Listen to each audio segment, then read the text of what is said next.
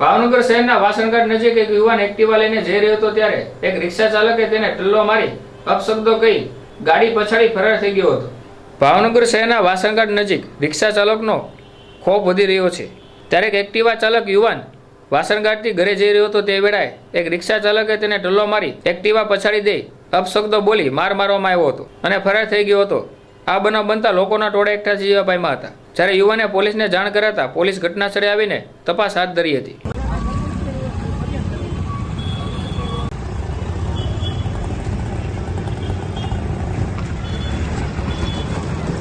શું નામ તમારું? મારું નામ પરમાર ગૌતમ દિનેશભાઈ। શું બનાવ બન્યો ભાઈ?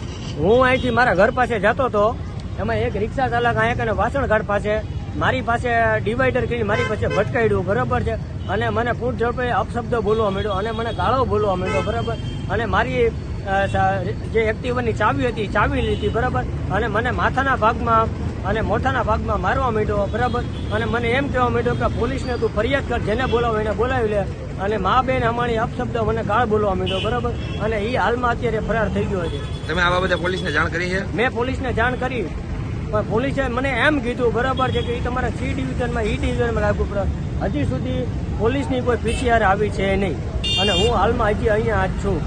મને પોલીસ તરફથી યોગ્ય આશ્વાસન મળે એવી હું ખાતરી રાખું છું, અને પોલીસ તરફથી હું અપેક્ષા રાખું છું કે યોગ્ય મારી ફરિયાદ નોંધાય અને પોલીસ આ બાબતમાં યોગ્ય છાણબીન કરે એવી મારી યોગ્ય માંગ છે।